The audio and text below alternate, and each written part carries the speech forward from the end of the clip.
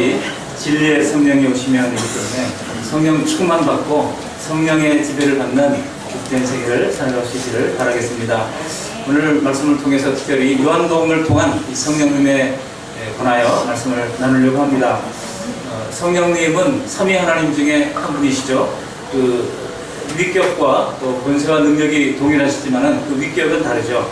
성령님의 사역을 우리가 성경을 통해서 보면은 창세기부터 요한계시록까지 굉장히 다양하고 무궁무진합니다. 그러니까 성경 전체를 가지고 우리가 오랜 세월 연구를 해야 합니다만은 성령님의 가장 중요한 사역이 무엇이겠습니까? 바로 택한 자를 거듭나게 하는 사역이에요. 공감의 글을 보시면은 우리 교회에서 이야기하고 있는 소위 신앙의 서정 9단계가 있습니다. 신학교 생 시절에 그거 외우느라고 많이 했었던 기억이 납니다. 신칭수,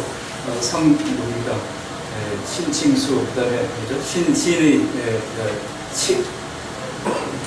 죄송합니다. 갑자기 그러니까 저기 보십시오. 공감의 글을 보시면 9개 단계가 나와 있는데요. 하나님께서 제일 먼저 했던 것이 뭡니까? 선택이에요. 하나님께서 선택하시고 그 다음에 하나님께서는 이제 성령님을 통하여 거듭나게 하시고 회개에 이르게 하십니다. 신칭수 소중회군요. 소중회, 성견령 이렇게 이제 9가지 단계를 이야기를 합니다. 여러분 누구나 부모님을 통해서 육신에 속한 새 생명을 얻게 되잖아요. 그렇지만 성경은 우리가 거듭나야 한다고 말씀하고 있습니다. 거듭나야 한다는 것에 대해서 우리 예수님께서 요한복음 3장에서 니고데모에게 말을 할 때 니고데모가 너무나 의아했던 거예요. 도대체 어떻게 두 번 나올 수 있습니까? 다시 모태에 들어갔다가 나올 수 있습니까? 라고 이야기를 할 정도로 의문을 가졌던 것입니다. 그러나 주님께서 말씀하실 때는 영적인 생명이 거듭나는 것을 말씀하고 있습니다. 육신의 생명으로 자연인으로 난 사람은 하나님의 신령한 세계를 알 수도 없고 또 분간도 하지 못하는 것입니다.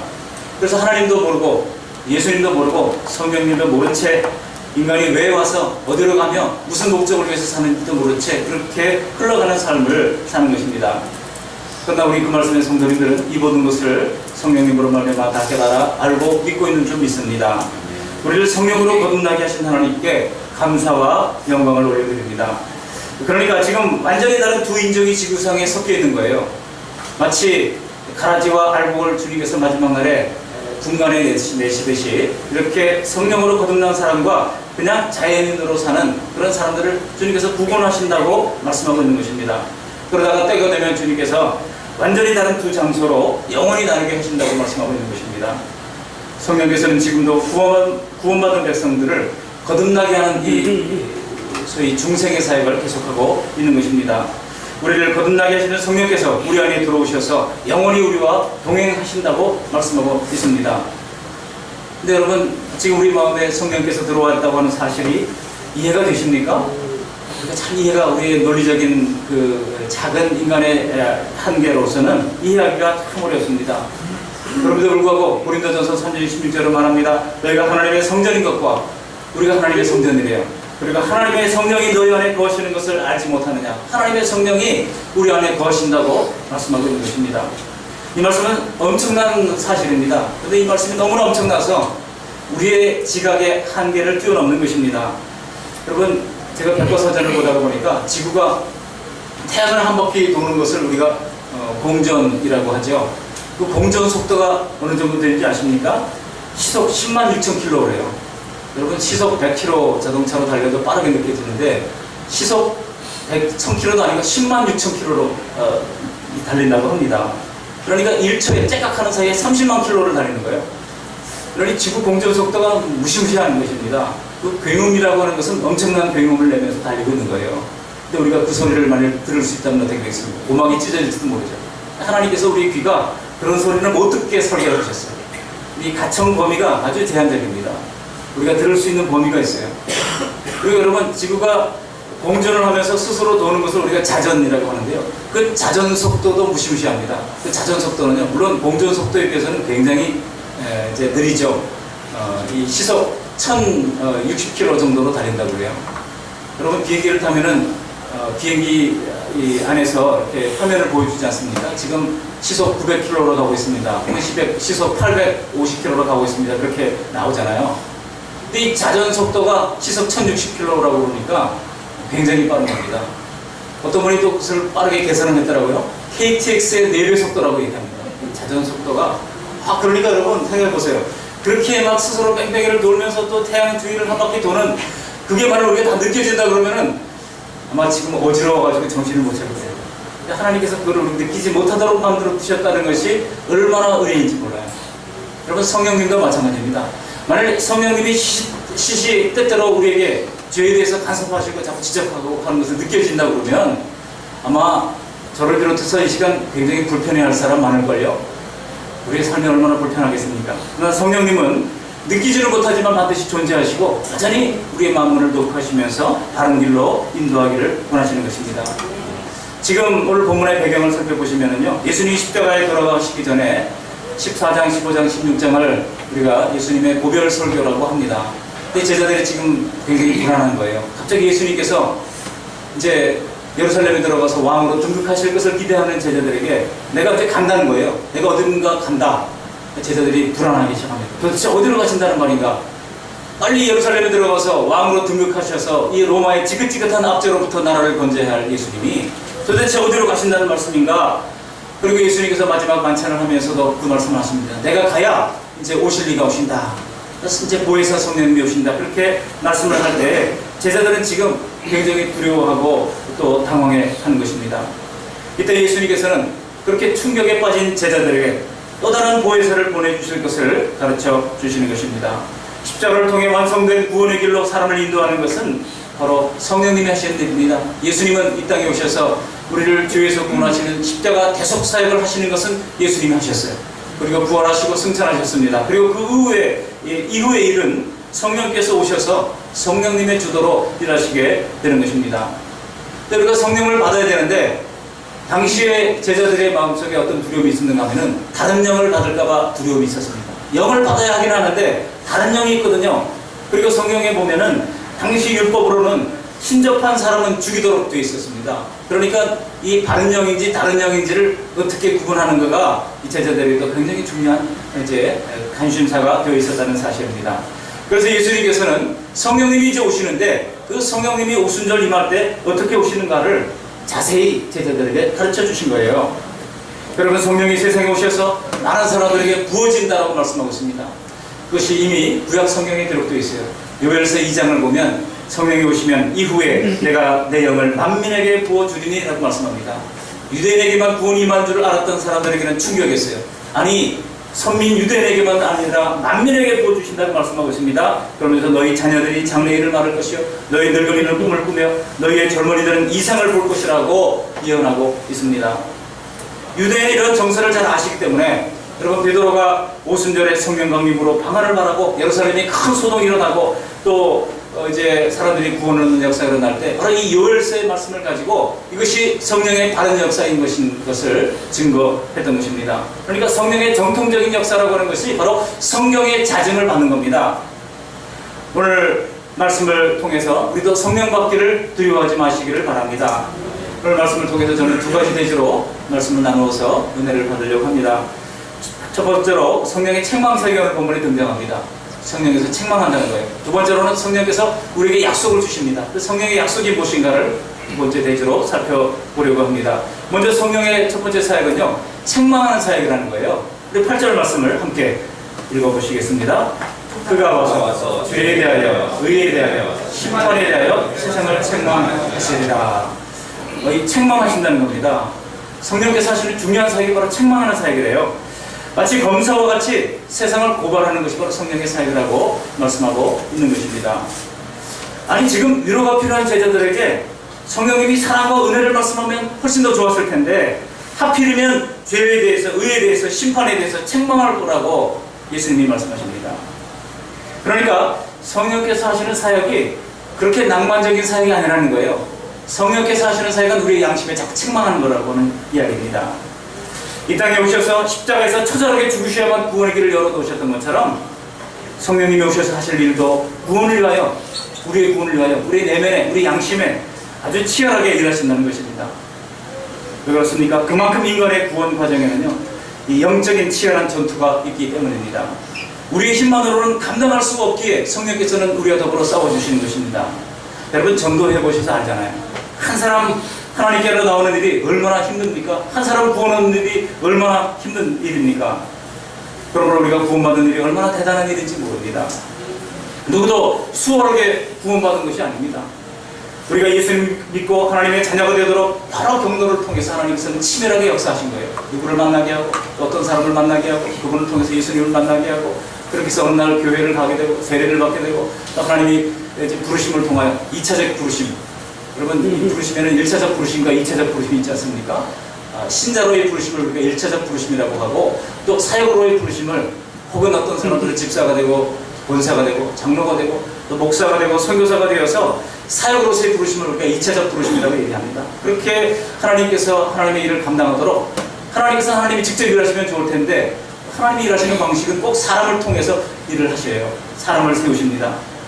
그렇게 해서 복음이 전파되도록 하시면서 이 복음이 오늘 우리에게까지 임하게 하신 것입니다. 오늘 본문 9절과 10절을 보시면요, 성령에 오셔서 이처럼 죄와 의와 심판에 대해서 세상을 책망하시라고 말씀하고 있는데요. 여러분 이 말씀을 보면서 절대로 인간 스스로가 이것을 깨달아 알 수가 없다는 겁니다. 성령께서 깨닫게 해주셔야 깨닫게 된다는 거예요. 이 세 가지가. 이 세 가지가 무엇입니까? 첫 번째로 죄를 책망하신다는 겁니다. 성령께서 책망하실 죄는 바로 예수님을 받아들이지 않는 죄입니다. 예수님 믿지 않는 것이 죄라고 성경 본문에도 말씀하고 있어요. 하나님을 싫어하는 이 근본적인 인간의 죄, 하나님을 알지도 못하고 영원롭게 하지도 않으면서도 마치 아무런 일이 일어나지 않을 것처럼 천연덕스럽게 살아가는 인간의 마음을 책망할 수 있는 분은 오직 성령님밖에는 안 계십니다. 여러분 밖에 나가서 당신 하나님 믿지 않으니까 당신 죄인이요 라고 말해 보십시오. 당장 뭐 인격 모독했다고 그러면서 뭐 난리 날 겁니다. 성령께서 말씀을 통해서 죄에 대해서 책망하면 세상에 보이는 반응은 무엇입니까? 두 가지 반응이 보입니다. 여러분 사도행전 2장에 베드로가 설교하잖아요. 베드로가 설교합니다. 그러면서 너희가 못 박아 죽인 이 예수를 하나님이 그리스도가 되게 하셨다라고 얘기할 때 사람들이 마음에 찔렸다고 말씀하고 있습니다. 사람들이 그 마음에 찔렸어요. 영어 성경에 보니까 they were cut to their heart라고 되어 있어요. 그들이 그 마음에 배임을 당했다는 겁니다. 베드로의 설교로 말미암아 마음이 막 배임을 당했어요. 그런데 그 결과가 무엇입니까? 마음에 찔리는 그 반응이 어떻습니까? 그들이 이렇게 얘기합니다. 그들이 물어 이르되 형제들아 우리가 어찌할꼬? 마음이 배임을 받아서 그들이 어찌할꼬라고 이 이야기를 합니다. 그럴 때 베드로가 이야기하죠. 회개하여 각각 예수 그리스도의 이름으로 세례를 받고 죄사함을 받으라고 말합니다. 여러분 우리가 죄사함 받는 것은요 각각 믿어야 돼요. 우리 친척 중에 목사님이 있어요. 우리 친척 중에 장로님이 있는데 혹시 혜택을 받을 수 있지 않을까요? 성경은 안 된다고 말합니다. 각각 예수 이름으로 우리가 회개하고 죄사함을 받을 것을 요구하고 있는 것입니다. 아무리 우리 가정이 다 예수 믿는 가정이고 우리 부모님이 또 목사님이고 혹은 장로님이고 권사님이라 하더라도 여러분 자녀들이여 기억하시기 바랍니다. 내가 각각 예수 이름으로 회개하고 죄사함을 받지 않으면 우리는 하나님의 자녀가 될 수 없다고 하는 사실입니다. 여러분 그랬을 때 놀라운 일이 벌어졌습니다. 그날에 예수 이름을 믿고 회개하고 주님 앞에 돌아온 사람이 3,000명이었다고 성경은 기록하고 있습니다. 여러분 그런데 7장으로 넘어가 보면 똑같은 상황이 벌어집니다. 성령 충만한 스데반 집사가 비슷한 설교를 해요. 베드로와 비슷한 설교를 합니다. 근데 듣는 사람들이 똑같이 마음이 찔렸다고 말씀하고 있습니다. 똑같은 설교를 듣고 똑같은 마음에 찔렸습니다. 그렇지만 반응이 어떻게 나타났습니까? 그들은 회개하고 주님의 자녀가 되지 않았습니다. 오히려 이를 갈면서 돌을 던져서 스데반을 순교의 제물이 되게 하고 납니다. 성령께서 책망하실 때 주께 돌아오지 않는 사람들의 이 결말은 무엇입니까? 하나님의 무서운 심판만이 있을 따름인 것입니다. 구원받은 우리도 마찬가지입니다. 성령께서 우리 안에 죄를 책망하시면 속히 회개하고 주님 앞에 무릎을 꿇고 사죄 은총을 받아야 합니다. 너는 주님 앞에 이제 죄를 고백하고 자백하면 그는 미쁘시고 의로우사 우리 모든 죄를 사하신다고 분명히 약속하고 있지 않습니까? 우리의 마음을 돌이키고 우리의 행동을 돌이켜야 하는 것입니다. 기독교는요 그 겉모습에 주목하는 종교가 아닙니다. 우리 내면에 있는 죄의 문제에 주목하는 종교입니다. 그래서 성령께서는 자꾸 우리 마음을 들여다보고 하나님의 말씀의 거울로 비춰주시고 깨닫게 하시고 죄를 지적하시는 거예요. 여러분 그럴 때 주님 앞에 이를 갈지 마시고 주님 앞에 겸손히 무릎을 꿇고 하나님 제가 잘못했습니다. 용서를 구하여 사죄 은총을 받는 저 여러분이 다 되시기를 주님의 이름으로 축복합니다. 아멘. 이 사람 성령님은요 죄에 대해서 책망하십니다. 두 번째로 뭐에 대해서 책망하십니까? 악에 대하여 의에 대하여 책망하십니다. 여기 의에 대해서 책망하시다고 하는 말은 바로 깨닫게 하다고 하는 그런 의미입니다. 의에 대해서 경계심을 갖도록 우리가 받을 의가 무엇인지에 대하여 알게 하도록 성령께서 역사하신다는 이야기입니다. 여러분, 죄인인 인간이 의롭게 되는 유일한 길은 오직 예수님을 통해서만 가능하다고 하는 것을 세상은 절대로 이해하지 못해요. 요한복음 14장 6절에 내가 곧 길이요 진리요 생명이니 나로 말미암지 않고는 아버지께로 올 자가 없다. 예수님께서 그렇게 분명히 말씀하셨어요. 착한 일 많이 하면 되고 다른 종교를 통해서도 마음의 수용을 하면 되지 왜 굳이 예수님만 길이냐고 묻는다 그러면은 여러분, 성령께서 그 사람과 함께 있지 않다고 하는 증거입니다. 왜냐하면은 성령이 깨닫게 하지 않고서는 예수님을 통해서만 하나님 앞에 의롭다고 하는 사실을 우리가 고백할 수가 없는 것입니다. 그러나 내가 하나님의 자녀가 되었고 주님의 의가 나의 의가 되었다고 하는 사실을 우리가 마음속에 믿어진다고 그러면 성령께서 우리와 함께 하신다는 증거인 것입니다.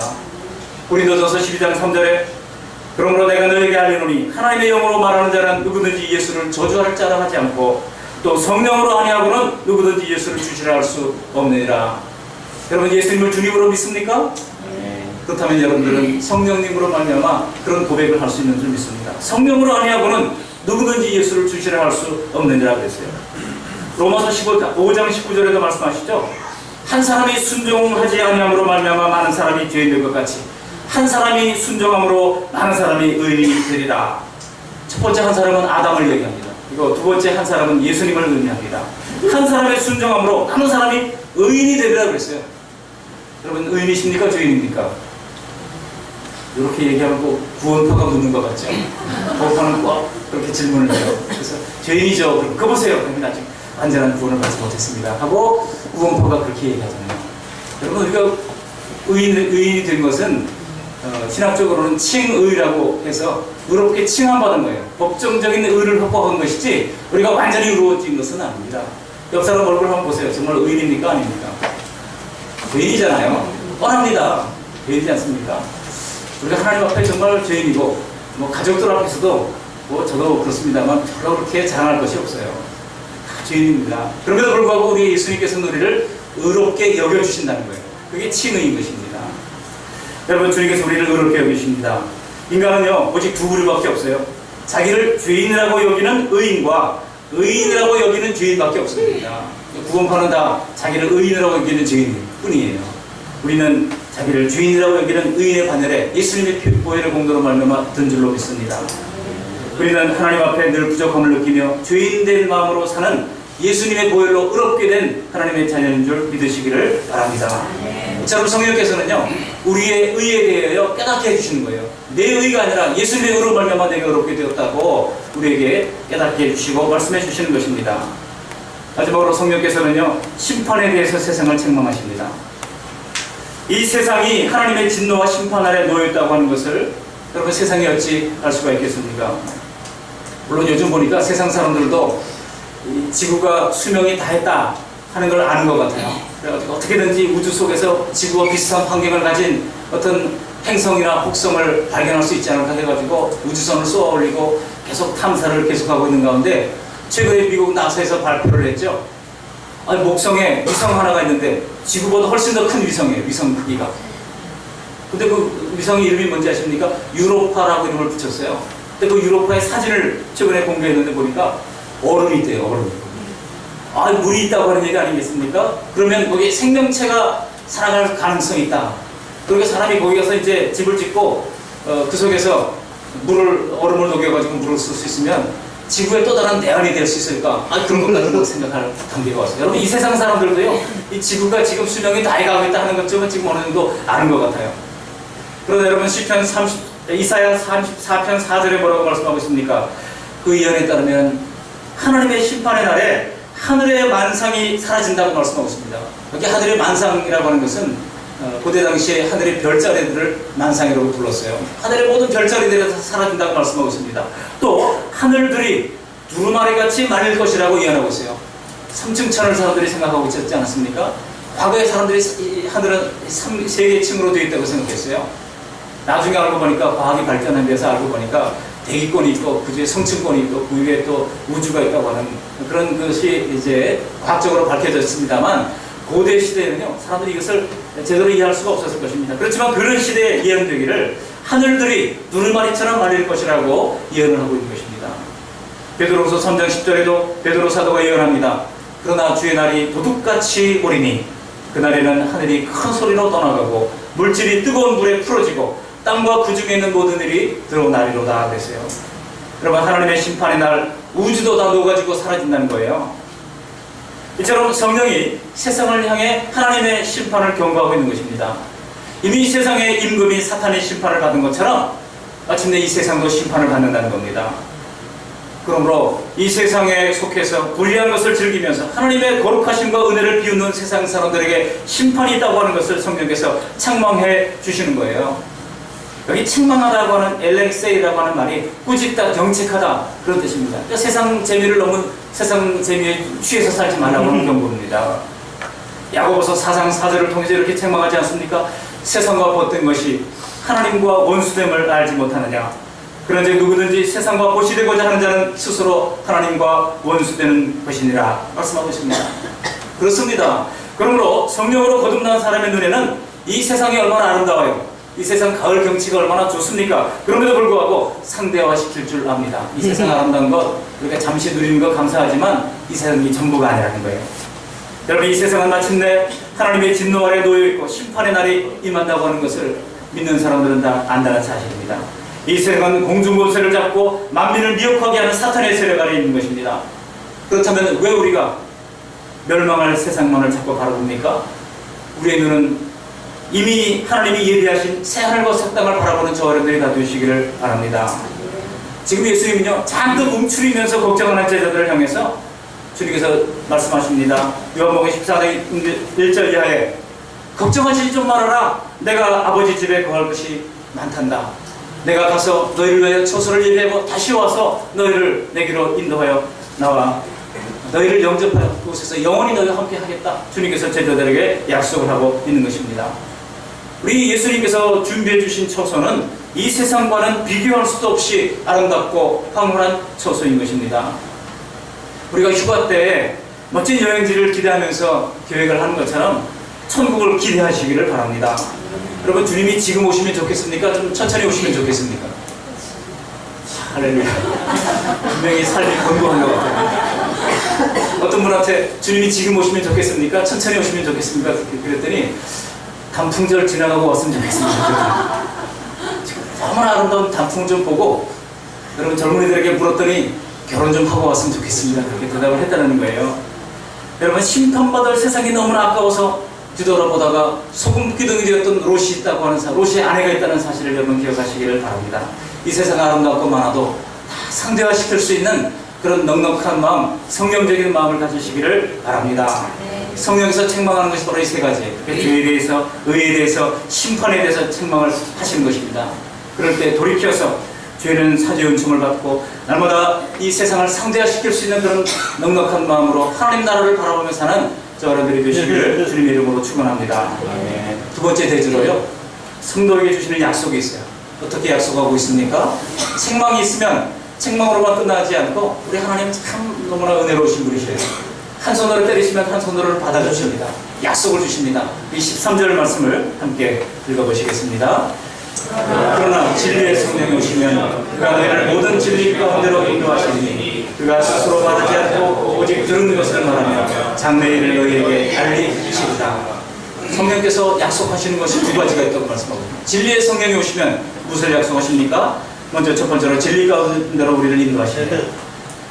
여러분, 예수님께서 3년 반 동안 제자들과 함께 다니면서 이 제자들은 예수님의 모든 사역을 눈으로 봤습니다. 그리고 보고 배웠습니다. 말씀을 들었습니다. 그렇지만 지금 제자들은요, 너무나 아리송한 거예요. 예수님이 하신 말씀을 전혀 이해하지 못하고 있습니다. 예수님은 어떻게든 그 제자들에게 하나님 나라 사역에 대해서 설명하시고 깨닫게 하시려고 애를 쓰시는데 지금 이 순간에도 제자들은 불안과 어리둥절함 속에서 깨닫지를 못하고 있습니다. 여기 12절을 보시면요, 예수님의 마음이 막 느껴집니다. 여기 12절 말씀도 같이 한번 읽어보시겠습니다. 12절. 내가 아직도 너에게 이를 것이 많으나 지금은 너희가 감당하지 못하리라. 아직도 이 성령의 사역에 대하여 하나님 나라에 대해서 이를 것이 많지만은 내가 지금 일러줘도 너희들이 감당하지 못하겠다고 하는 거예요. 아직도 이를 것이 많지만 너희가 감당하지 못하니 안타깝다고 하는 예수님의 심정입니다. 만약 그들이 주님의 말씀을 이해한다면 지금처럼 불안하고 두려워하지 않았을 것입니다. 우리가 낭크리천들하고요, 구원에 대해서, 또 죄에 대해서 우리가 이야기를 나눈다고 하는 것이 사실 얼마나 어렵습니까? 전혀 얘기가 되지 않습니다. 그러므로 우리가 성경에 기록된 영적인 세계에 대해서 조금씩 우리가 말씀을 통해서 깨달아지고 이해가 되어진다고 하는 것은 놀라운 성령님의 은혜가 아닐 수 없습니다.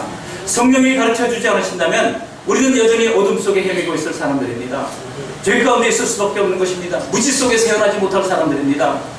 그러므로 만일 믿음의 길이 혼탁하고 안개 속에 있다고 하면 여러분, 우리는 성령께서도 일하시도록 주님 앞에 엎드려 기도해야 할 것입니다.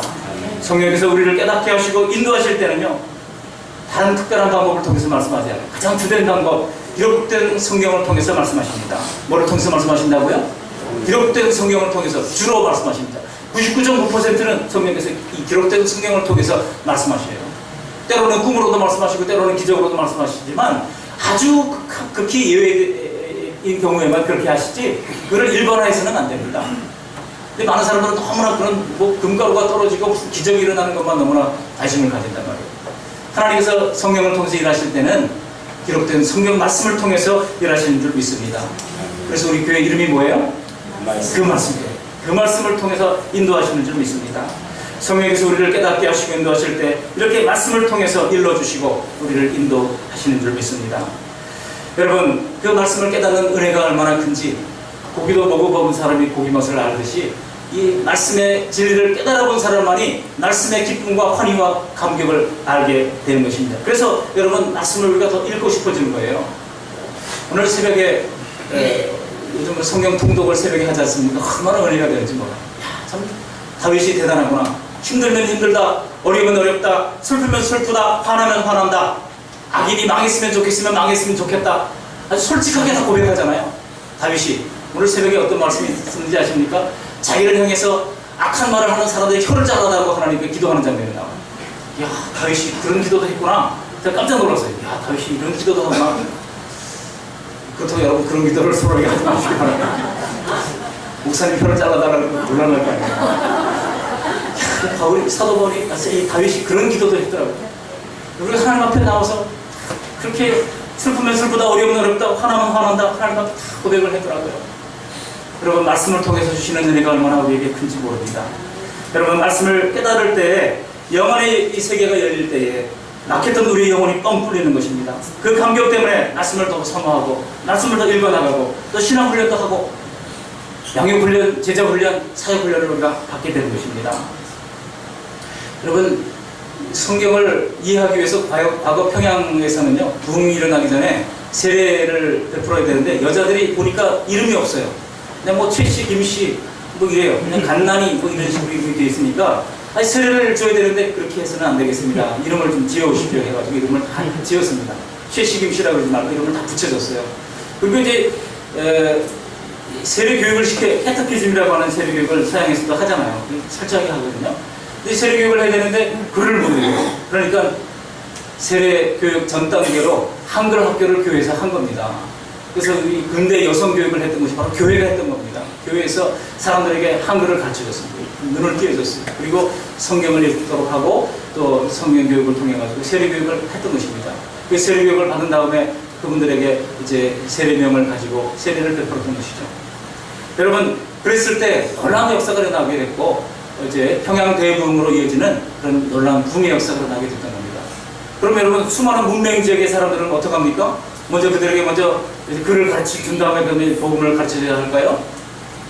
여러분, 인도네시아가 얼마나 큰 나라입니까? 그 옆에 파푸아 뉴기니라고 하는 나라가 있습니다. 그야말로 원시 시대의 그 모습을 그대로 가지고 있는 나라 중에 하나입니다.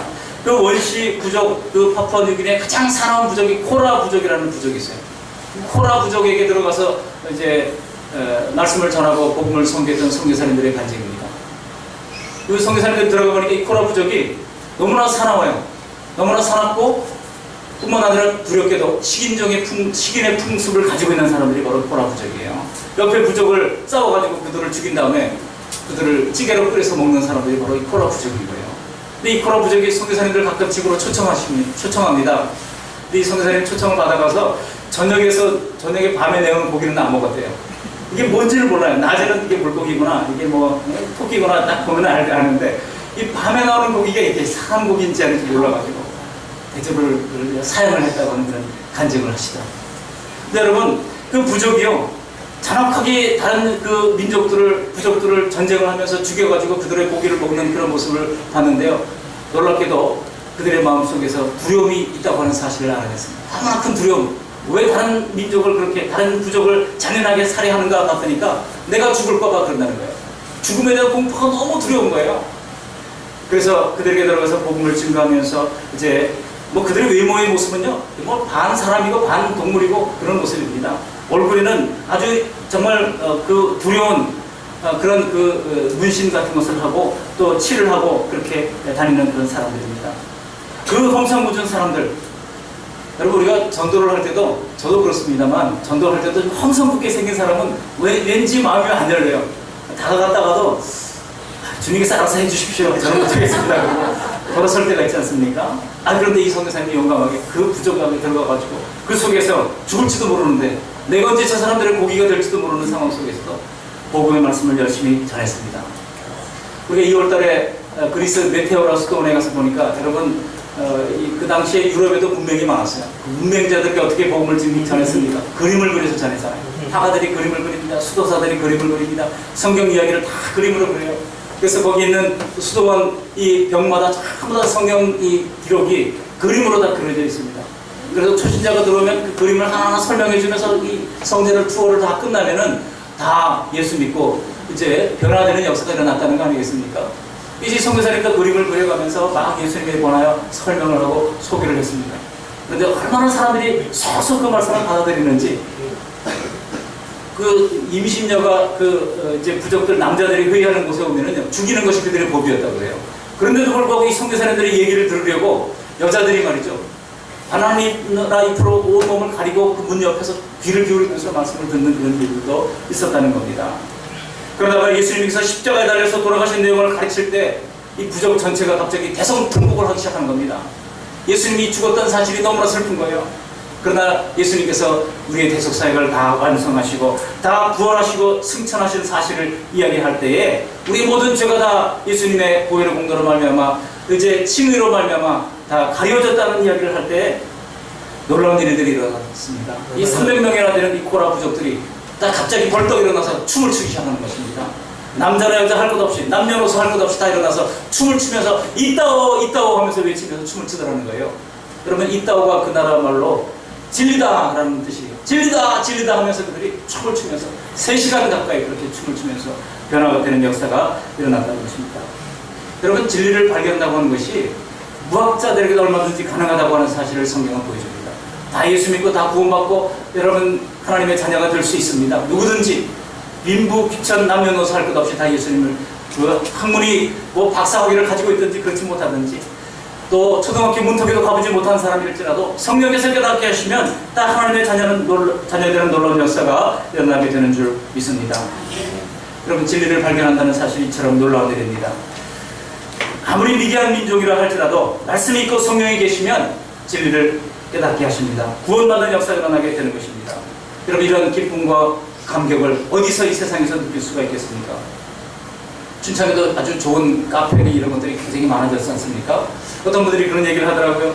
친구들 모임이라고 나갔더니 시끌벅적 모여서 밥 먹고 나누는 대화를 분석을 해봤다는 겁니다. 분석을 해보니까 50%는 골프 이야기하고 나머지는 돈 이야기, 원 이야기, 화장품 이야기하고 이제 돌아왔다는 거예요. 여러분, 그런 만남에서 돌아오면 남는 게 뭐가 있습니까? 다 자기 자랑하고 자기 만족을 얻어가려고 나온 것이지 진실하게 내 생각을 들어보고 내 환경을 들어보고 나한테 귀를 기울이는 사람은 한 사람도 없었다는 거예요. 거기서 얻은 정보가 뭐 대단하고 그 만남에서 얻은 기쁨과 만족이 뭐 위로가 되겠습니까? 그러다 여러분, 이 세상에서 즐기고 탐닉하는 것과는 비교될 수 없는 기쁨과 감격이 하나님과의 교제에 있고 진리를 깨닫는 즐거움 속에 있는 줄 믿습니다. 물론 우리가 그렇다고 해서 이 세상에서 떠날 수는 없습니다. 세상에 발을 딛고 있는 한 이 세상과 교제는 끊을 수가 없습니다.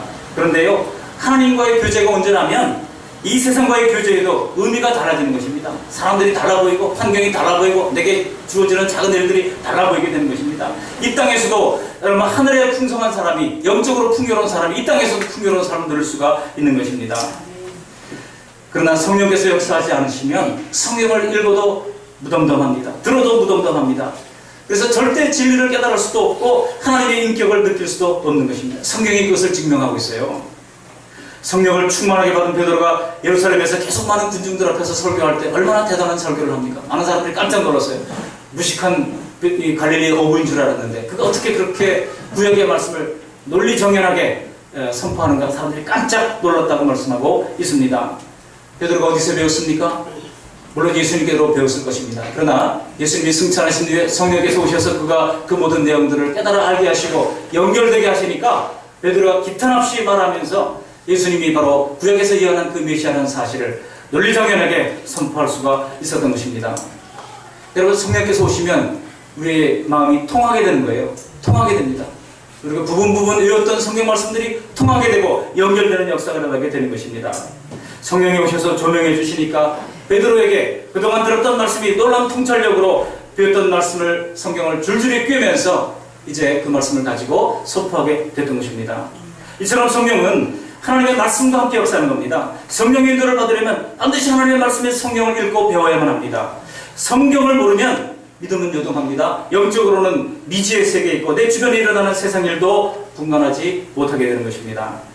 성도들에게 은혜를 주시고 뜻을 알려주실 필요가 있을 때는 하나님께서는요, 주로 아까 말씀드렸죠. 99.9%는 기록된 말씀을 통해서 인도하십니다. 뭐를 통해서 인도하신다고요? 기록된 말씀을 통해서 인도하십니다. 그래서 어렸을 때부터 우리가 수천 번이나, 저 같은 경우는 57년 동안 신앙생활을 하면서 얼마나 많은 주기도문을 외웠겠습니까? 근데 어느 날 주기도문을 외우다가 갑자기 어떤 말씀이 제 뒤통수를 딱 때리는 것 같은 느낌을 받을 때가 있습니다. 성령께서 걷잡을 수 없이 그 말씀을 붙잡고 기도하게 하실 때가 있어요. 여러분, 부디 성령께서 우리를 진리 가운데로 인도하시도록 성경을 배우고 익히는 일에 열심을 가지는 저 여러분들이 다 되시기를 주님의 이름으로 축복합니다. 성령은 진리 가운데로 인도하신다고 약속하십니다. 두 번째로 성령은 우리를 어떻게 인도하십니까? 성령은 예수님의 영광을 나타내신다고 약속하고 있습니다. 이 14절 말씀을 함께 읽어보십니다. 그가 내 영광을 나타내니 내 것을 가지고 너희에게 알리시겠습니다. 성령은요, 자기 자신을 드러내지 않아요. 제가 지난주까지 이제 박영돈 목사님의 책에 성령님에 관한 글들을 요약을 해가지고 이제 공감의 글에다가 실었었습니다. 거기 보면 박영돈 목사님이 성령님의 이 사역을 거룩한 수줍음이라고 얘기를 하고 있더라고요.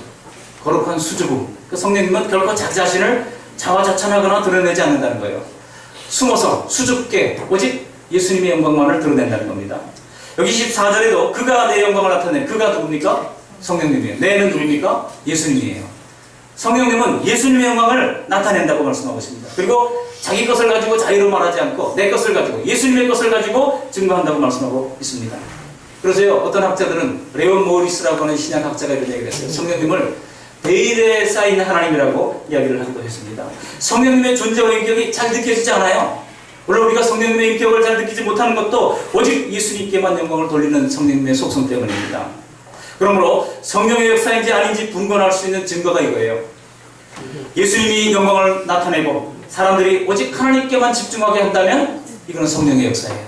근데 반대로 어떤 기적적인 현상과 역사가 특정 인물에게나 보십시오. 이단들은 어떤가 보십시오. 이단의 교주가 있죠. 항상 그 포커스는 그 메인 포커스의 가장 이제 핵심이 그 교주에게로 이제 초점을 맞추게 합니다. 그거는 벌써 이단이에요. 그건 성령의 역사가 아닙니다. 성령의 역사는 오직 성삼위 하나님께만, 오직 예수님께만 영광을 이제 바치게 하는 것입니다. 그렇기 때문에 특정 인물에게나 혹은 심지어 어떤 교회의 유력한 이 사명자에게만 이제 초점을 맞추게 한다 그러면 그건 성령의 역사가 아닌 것입니다. 기독교 역사에 성령께서 대규모로 역사할 때 나타나는 형상 중에 가장 중요한 것이 바로 이것입니다. 사람들이 죄를 회개하고 예수님을 믿고 오직 하나님께만 영광을 돌리게 되는 겁니다. 하나님 말씀을 선포합니다. 그 뜻대로 살려고 몸부림칩니다. 도덕적 삶을 살면서 삶의 모습이 바뀝니다. 그러면서도 모든 영광은 오직 하나님께 돌리게 됐다는 것입니다. 오늘 말씀을 통해서 전능하신 삼위일체 하나님의 놀라운 연합과 완전한 사랑을 발견할 수 있기를 소망합니다. 근데 제가 이 성경을 보면서요, 그러면 성령님이 그렇게 하셨다면 하나님은 어떻게 하셨는가? 또 이제 예수님은 어떻게 하셨는가 좀 살펴봤어요. 우리 예수님의 사역을 보면은요, 항상 하나님 아버지의 뜻대로 한다고 말씀하시지 예수님도 자기 자신에게 자화자찬한 적이 없어요. 기적을 일으키고 난 뒤에도 예수님이 어떻게 항상 하나님 아버지께 영광을 돌렸어요. 500여 기적한 뒤에도 주님께서 하나님 아버지께 영광을 돌리시더라 말씀하고 있습니다. 성령께서도 예수님께서도 자기가 영광을 스스로 취하지 않았어요. 서로 영광을 돌립니다. 성부 하나님은 또 어떻습니까? 성부 하나님은 세상을 심판할 권세를 모두 예수님께 위임하셨잖아요. 그러니까 성삼위 하나님이 다 서로에게 영광을 돌리셨다는 얘기입니다. 여러분, 성령 충만한 사람도 마찬가지입니다. 성령 충만한 사람도 하나님의 자녀답게 자신과 가지고 있는 모든 재능과 모든 복이 하나님께로부터 온 것임을 알고 모든 일에 자기를 드러내기보다는 오직 하나님께 영광을 돌리게 되어 있다는 것입니다. 하나님은 우리를 자녀로 삼으시고 모든 풍성한 은혜와 복으로 기쁘게 해주시기를 바라십니다. 그러나 우리가 아버지가 주시는 복으로 말미암아 하나님께 영광을 돌리지 않을 것을 아시기 때문에 하나님께서는 복을 주시다가도 안 되겠구나 하고 붙잡고 계시는 거예요. 하나님께서 홀드하고 계시는 겁니다. 지금 아직 때가 아니구나, 너 이거 줬다가 큰일 나겠구나, 교만하겠구나 아시는 거예요. 그래서 안 주시고 계시는 거예요. 돈이든 지혜든 건강이든 명예든 받으면 그걸 즉시 우리 자신을 높이고 얼마나 잘난 척할지를 아시기 때문에 하나님께서는 속도 조절을 하고 계십니다. 남보다 조금만 더 가진 게 있고 나은 거 있으면은 은근히 자신을 자랑하고 자신을 높이는 게 바로 우리 인간의 모습 아닙니까? 그것이 바로 사탄에 빠진 교만이라고 하는 돌이킬 수 없는 죄이기에 우리 하나님께서는요, 그것이 안 되는 우리들에게 절대 허용할 수가 없는 것입니다. 여러분, 이 땅에서 누리는 복이는 반드시 이러한 원리가 작동하고 있는 것입니다. 먼저 영혼이 잘되고 강건해야 범사가 잘되고 강건한 복이 옵니다. 그래야 복을 복되게 사용할 수 있습니다. 그래야 하나님께만 영광을 돌리고 다른 사람들을 유익하게 하는 사명을 감당할 수가 있는 것입니다. 말씀을 정리합니다. 성령님은 우리에게 두 가지 사역을 하십니다. 오늘 책망하는 사역을 받습니다. 그리고 약속을 받습니다.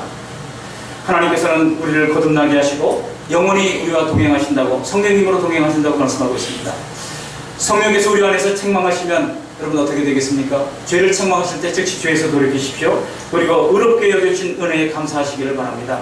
그리고 심판받을 세상에 마음을 두지 말고 영원한 하나님의 세계를 바라볼 수 있는 저런 되시기를 바랍니다. 책망하시는 것이 아니라 약속도 주십니다. 우리는 진리 가운데로 인도하십니다. 날마다 하나님의 진리의 말씀이 우리를 지배하도록 말씀의 훈련을 받으시기를 바랍니다. 또 예수님이 영광을 나타내십니다. 내 영광을 드러내는 것이 아니라 오직 성삼위 하나님께만 영광을 돌리는 복된 생애를 살아가는 저들이 다 되시기를 주님의 이름으로 축복합니다. 아멘. 고마우신 하나님 감사를 드립니다. 오늘 성령님에 대해서 귀한 말씀을 통하여 깨닫게 해주심을 감사를 드립니다. 죄에 대해서 성령께서 지적하실 때 즉각 하나님 앞에 무릎을 꿇고 주님 앞에 사죄 은총을 구할 때 하나님께서 긍휼히 여겨주시고 진노 중에도 자비를 베풀어 주시옵소서. 의롭게 여겨주신 하나님의 은혜를 감사하면서 사단의 참소에 하나님 우리가 물러서지 아니하도록 도와주시고, 하나님 아버지, 나는 불의하나 성령님으로 말미암아 예수님의 그 십자가 공로로 말미암아 의롭게 되었음을 당당하게 선포하며 일어설 수 있도록 도와주시옵시고, 심판받을 세상에 마음을 두지 아니하고 영원한 하나님 나라를 바라보며 살 수 있도록 은혜를 베풀어 주시옵시고, 진리 가운데로 인도하시는 성령님을 따라 하나님의 기록된 말씀을 배워갈 수 있도록 은혜 베풀어 주옵소서. 오직 예수님께만 영광 돌릴 수 있도록 은혜를 베풀어 주시옵소서. 예수님의 이름으로 감사하며 기도드리옵나이다. 아멘.